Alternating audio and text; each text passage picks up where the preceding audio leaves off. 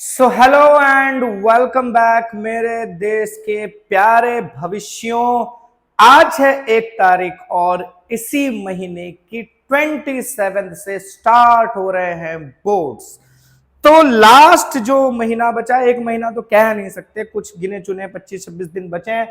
तो इस मोमेंट में इतने टाइम के अंदर हमें चाहिए एक स्ट्रेटेजी जिसके तहत हम जो भी चीजें हैं फटाफट उनको रिवाइज कर सकें, एक स्ट्रेटेजिक तरीके से उन्हें रिवाइज कर सकें।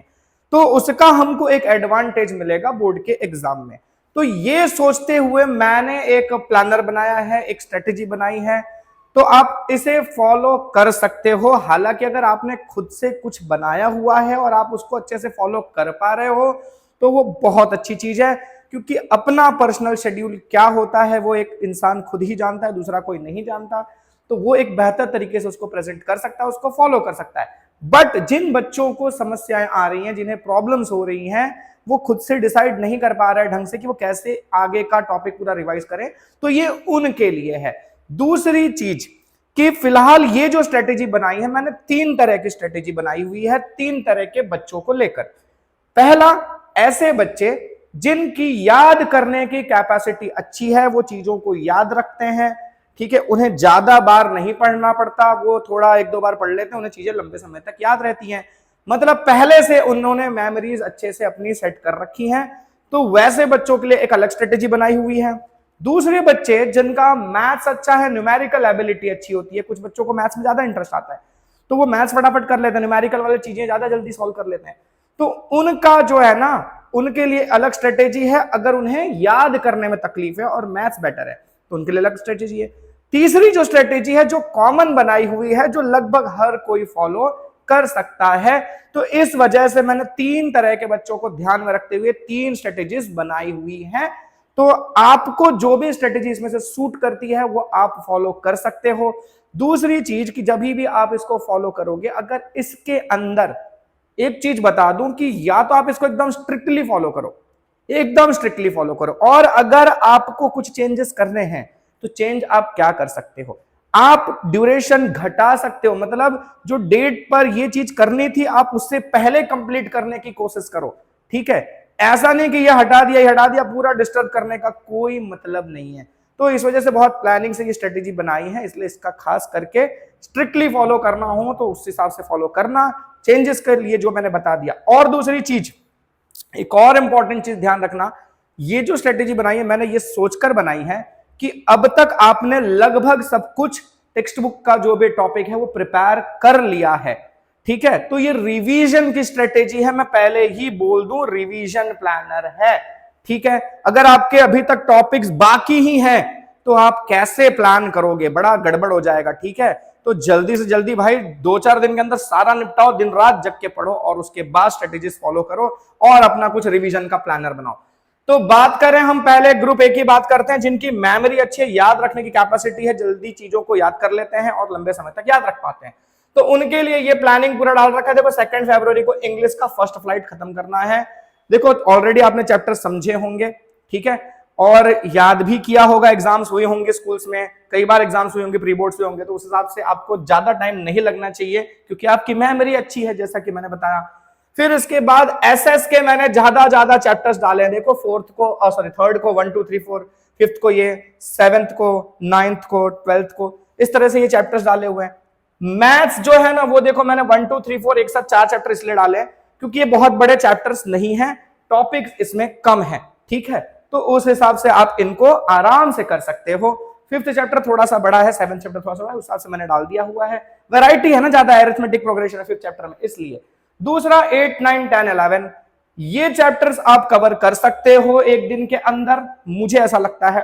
ट्रिग्नोमेट्री जो है, जिसका भाई मैथ्स बहुत अच्छा नहीं है तो वो ट्रिग्नोमेट्री की जो लास्ट एक्सरसाइज है उस पर तो ज्यादा फोकस करेगा नहीं, तो उस हिसाब से बाकी जो टॉपिक्स है उस पर ज्यादा फोकस कर सकता है। दूसरा ये कि ये जो देख रहे हो 12 13 14 मैंने डाला हुआ है एक साथ, तो 13 14 और 12 इसलिए डाल दिया क्योंकि 13 14 चैप्टर जो है ना, जिनका मैथ्स खराब होगा, मैं ऐसा समझ रहा हूं कि ज्यादातर बच्चे बेसिक्स लेते हैं और बेसिक लेते हैं तो इसमें 13 14 चैप्टर का वेटेज बहुत ज्यादा है, तो आपने उस हिसाब से इसको प्रिपेयर करना है, तो उस हिसाब से मैंने ये बनाया हुआ है। दूसरी चीज, साइंस का आपको केमिस्ट्री करना है 11th को। 13th को आप साइंस के फिजिक्स की थियरी करोगे, फिजिक्स में पूरी थियरी कर दोगे, न्यूमेरिकल्स अभी इस दिन टच नहीं करोगे, ठीक है, आप 14th को न्यूमेरिकल करोगे और साथ में बायो पढ़ोगे, क्योंकि बायो आपके लिए मेमोरी वाला मतलब टॉपिक है, तो आप अच्छे से इसको रिवाइज कर पाओगे। तो 14 फरवरी वैलेंटाइन डे मत मनाने लग जाना। इसके अलावा 15, 16 से लेकर 19, 20 तक का मैंने टाइम दिया हुआ है गुजराती, संस्कृत, हिंदी। अब भाई गुजराती तो कंपलसरी है, संस्कृत और हिंदी आपके ऑप्शंस में होंगे, तो दो में से कोई भी आप कर सकते हो। तो उस हिसाब से आपको ये टाइम दिया हुआ है रिवाइज करने के लिए। अब मैंने ना फिर भी 5-6 दिन दे दिया, ये सोच के ना कि जनरली हम इन सब्जेक्ट्स को बहुत ज्यादा सीरियसली पूरे साल भर लेते नहीं है, बट ये भी परसेंटेज के लिए इंपॉर्टेंट है भैया, तो इस पे भी फोकस करना। ठीक है, 21, 22 फरवरी को मैथ्स का आपको रिवीजन करना है, क्योंकि आपके मैथ्स की दिक्कतें हैं। मैंने जैसा कि अज्यूम किया हुआ है कि आप मेमोरी अच्छी है, मैथ्स में थोड़ा दिक्कत है आपको, तो उस हिसाब से आप डिफिकल्ट टॉपिक्स जो भी आपको लगते हैं उनको प्रिपेयर करो, या 13, 14 चैप्टर के और एक्स्ट्रा क्वेश्चंस बाहर के भी कुछ क्वेश्चन सॉल्व करो, क्योंकि ऑब्जेक्टिव्स में कुछ बाहर से क्वेश्चंस आते हैं, ज्यादा नहीं आएंगे, कुछ ही आएंगे। बेसिकली ज्यादा कोशिश करो, आपने अगर बेसिक मैथ्स लिया है तो आप फोकस करो पूरी तरह से टेक्स्ट बुक पर, टेक्स्ट बुक पूरा अच्छे से कर दो, आपके अच्छे स्कोर हो जाएंगे, अच्छे क्या बहुत अच्छे स्कोर हो जाएंगे। 23 फरवरी को आपको एसएस का रिवीजन करना है, और 22, 23 चैप्टर आपको मुश्किल से 22, 23 चैप्टर 1 घंटा भी नहीं लगेगा, आराम से लर्न हो जाएगा। ठीक है, वो भी ऑब्जेक्टिव्स पर ज्यादा फोकस करो, सब्जेक्टिव का बहुत ज्यादा इंपॉर्टेंस मेरे हिसाब से इसके अंदर नहीं है। फिर बात करें 24, 25, 26, 24 को राइटिंग स्किल और ग्रामर पर फोकस करना है। ग्रामर एक दिन में सीखने वाली चीज नहीं है, अगर आपको पहले से आता होगा तो आप ग्रामर बेटर तरीके से कर पाओगे, वरना मैं कहूंगा अगर ग्रामर नहीं आता तो लास्ट मोमेंट पर उसमें हाथ पैर मारने का मतलब नहीं है। ठीक है, जो कुछ सिंपल वाले ग्रामर्स हैं, जैसे कि ट्रांसफॉर्मेशन में कुछ चीजें आती हैं, एक्टिव पैसिव आता है, रिमूव टू यूज टू आता है, तो वो थोड़ी बहुत चीजें आप कर सकते हो। राइटिंग स्किल, इस पर ज्यादा फोकस करो, इसको लिखकर प्रैक्टिस करो। एसे वगैरह आता है हमको, राइटिंग स्किल अच्छा खासा वेटेज का आता है, नोटिस राइटिंग सब आता है, तो ऑप्शंस होंगे आपको पता है। ठीक है, तो उस हिसाब से जो आपका फेवरेट टॉपिक है उसको अच्छे से प्रिपेयर करो। पर मेरा एक चीज और कहना है कि अगर जैसे दो चीजें ऑप्शन में आती हैं तो आपको दोनों का एटलीस्ट फॉर्मेट पता होना चाहिए। नोटिस डायरी अगर ऑप्शन में, तो नोटिस डायरी का फॉर्मेट आपको पता होना चाहिए कि अगर ये टॉपिक नहीं सेट हुआ तो दूसरा भी आप लिख सको, तो उस हिसाब से आपको प्रिपेयर करना है। 25 को फुटप्रिंट्स की समरी कर लो। समरी क्यों करना है फुटप्रिंट्स की? क्योंकि फुटप्रिंट्स वाला जो भैया वहां जो बुक है ना, उसमें से हमारे गुजरात बोर्ड के अंदर ना पैराग्राफ वाले क्वेश्चंस आते हैं, पैसेज देते हैं, उसमें से क्वेश्चन पूछते हैं। तो आपने अगर चैप्टर याद रखा, आपको चैप्टर की थीम पता है, तो आप आराम से वहां से पैसेज में से आंसर लिख सकते हो, बहुत ज्यादा आपको इसमें मेमोराइज करने की जरूरत नहीं पड़ती। 26 फरवरी को सारी चीजों को मिलाकर आपको रिवाइज करना है, क्योंकि पीछे भी आपने पढ़ा होगा, थोड़ा बहुत तो भूले होंगे, तो सब चीजों को रिवाइज करना है। फिर बात करें ग्रुप बी की, जिसका मैथ्स अच्छा है, तो देखो मैथ्स वालों के लिए मैंने क्या किया है, मैंने माना मैथ्स अच्छा है तो एक दिन में 5-5 चैप्टर दे दिया, भाई धड़ाधड़ खत्म करो इसको। फिर एसएस, इनकी मेमोरी मान रहा हूं कि ये बहुत याद, जैसे जनरली जो बच्चे मैथ्स अच्छा करते हैं ना, उन्हें याद करने का मन नहीं करता ज्यादा, वो याद करने पर फोकस कम करते हैं, कॉन्सेंट्रेशन उसमें नहीं बैठता, मैथ्स का धड़ाधड़ करते हैं। तो मैंने ये माना कि बहुत ज्यादा याद करने पर फोकस नहीं रहता है इनका, तो इस वजह से देखो मैंने इनको ज्यादा चैप्टर्स नहीं दिए, लेकिन एसएस 1, 2, 3, 4 इसलिए दे दिया क्योंकि एसएस का 1, 2, 3, 4 किया जा सकता है भाई, आप इसमें ज्यादा टाइम नहीं दोगे तो भी याद कर सकते हो, क्योंकि इकोनॉमिक्स के चैप्टर जो है वो बहुत बड़े बड़े हैं और याद करने में तकलीफ होती है। तो दिन में 2-2 चैप्टर देखो इसमें मैंने यहाँ डिवाइड किया है, तो यहाँ का जो चैप्टर यहाँ कट रहे हैं मैंने वो यहाँ जोड़ा हुआ है, तो इसलिए सिंपल चैप्टर्स पे थोड़ा ज्यादा फोकस कर सकते हो। 5, 6, 7, 8 बहुत बड़े चैप्टर्स नहीं है, हालांकि 6 बड़ा चैप्टर है, बट इसमें से बहुत सारी चीजें ऐसी हैं जो आपने पीछे के चैप्टर्स में पढ़ ली हुई हैं, तो कुछ ही चीजें थोड़ा एक्स्ट्रा आपको करना रहता है, तो हो जाएगा मेरे हिसाब से। 7 चैप्टर में कुछ नहीं है, हेरिटेज वाला चैप्टर है, छोटा चैप्टर है। फिर इधर साइंस की बात करें, 1, 2, 3 करना है, 13th को आपको 4, 5, 6 करना है। फिर 14th को एसएस का 15, 16, 17 दिया हुआ है, साइंस का 7, 8, 10, 15 को करना है। देख रहे हो ये पूरी चीजें, यहां पर भी मैंने 18 से 22 का जो टाइम दिया हुआ है गुजराती, संस्कृत, हिंदी के लिए दिया हुआ है।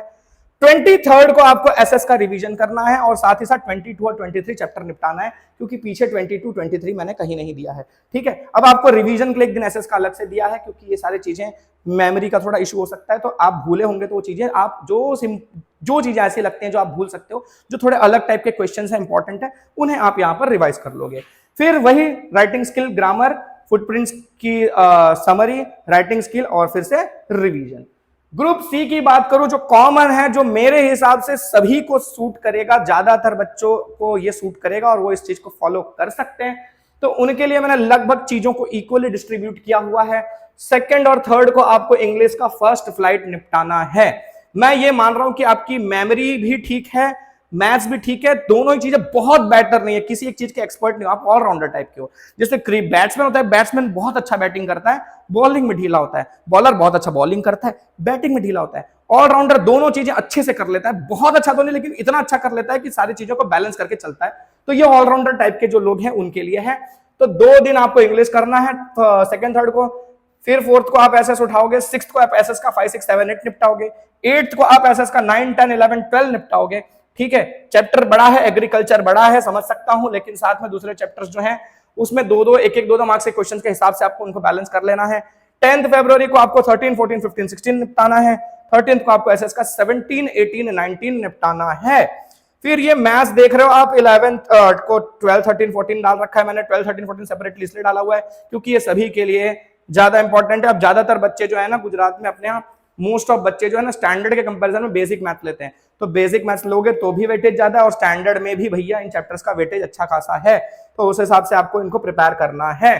ठीक है, 5th को 1 2 3 4 मैथ्स डाल दो। तो ये एक तरह का 13 फरवरी तक का शेड्यूल। फिर 14 से लेके 26 फरवरी तक का, लास्ट के 24 25 6 लगभग सबके सेम रखे हैं मैंने। ठीक है, ये 3 दिन तो चाहिए आपको। और ये हमारे बाकी जो टॉपिक्स हैं, 16th को आप बायो करोगे, 14th को आप साइंस का फिजिक्स निपटाओगे, 15th को 20 21 ये 2 बड़े चैप्टर्स का, 22 23 छोटे छोटे चैप्टर्स आप निपटा सकते हो। ये 22 तक आपको गुजराती संस्कृत करना है और फिर 23 को एसएस का रिवीजन करना है। जो भी टॉपिक अगर छूटा है या कोई ऐसा डिफिकल्ट है जो भूलने के चांसेस ज्यादा रहते हैं उन्हें आप कर सकते हो। इस बीच में एक चीज का और ध्यान रखना है, बीच बीच में अगर आप मुझसे कनेक्टेड हो, मेरे वीडियोस रेगुलरली देखते हो, तो बीच बीच में मैं रिवीजन के वीडियोस डालूंगा, इंपॉर्टेंट टॉपिक्स को करवाऊंगा आपको, तो वो भी आपका एक रिवीजन होता रहेगा। तो शाम का वो थोड़ा टाइम आप एक रिजर्व रख सकते हो, या जब भी आप शेड्यूल आपने बनाया हुआ वीडियो देखने के लिए आप देख के उसको निपटा सकते हो। वीडियो तो अवेलेबल होता ही अगर लाइव भी नहीं कनेक्ट कर पाए तो ये सारी चीजें अब मैंने बना रखी हैं। दूसरी एक चीज और कि मैंने जैसे पहले ही बोला कि अगर आपको कुछ चेंजेस करने हैं तो बहुत माइनर हो सकता है, पूरा इधर उधर उथल पथल करने का मतलब है कि फिर आप अपना खुद का ही एक प्लानर बनाओ और उसको फॉलो करो तो ज्यादा अच्छा रहेगा। अब इसमें मैंने बोला था कि बहुत सारी चीजें आप कोशिश करो कि टाइम से पहले निपट जाए। जैसे कि अगर आपको कोई चीज ऐसी लग रही है इसमें जो आपके हिसाब से लग रहा हो कि नहीं, जैसे कि फॉर एग्जांपल ये 4 चैप्टर है, मेरे से एक दिन में हो पाना मुश्किल है, तो मुझे उस दिन अगर मैं 3 चैप्टर करता हूं तो कोई एक चैप्टर काट करके मेरे को यहां एडजस्ट करना है, तो मेरा यहां एक दिन कम होगा, वो सोचना है। अब ये भी हो सकता है कि कोई एक सब्जेक्ट आपका बहुत बेहतर होगा, तीनों ही टाइप के स्टूडेंट्स की बात कर रहा हूं, कोई एक सब्जेक्ट आपका अगर बहुत बेहतर है, आपको लगता है कि आपने उसके ऊपर पूरे साल में बहुत ज्यादा फोकस किया है और उसे अब ज्यादा टाइम देने की आपको जरूरत नहीं है, तो इसमें से वो चीज को हटा दो, उस सब्जेक्ट को, और जो सब्जेक्ट आपको हार्ड लगता है उसको वहां पर डालो और उस हिसाब से उसको प्रिपेयर करो। तो ये मैंने बहुत कुछ सोचा समझा और आपके लिए एक प्लानर बनाया है। अगर ये आपको अच्छा लग रहा है आप इसको फॉलो करिए और कमेंट में भी बताइए अगर अच्छा लग रहा है तो। और बाकी जो चीजें हैं, रिवीजन वीडियोस और बाकी जो चीजें हैं वो आती रहेंगी। तो फिलहाल उम्मीद करता हूं ये आपको बहुत हेल्प करेगा, करेगा ही करेगा। आप देख लेना, इसको फॉलो करके ट्राई करो। तो मिलते हैं नेक्स्ट वीडियो में, टिल देन बाय एंड जम के लगे रहो।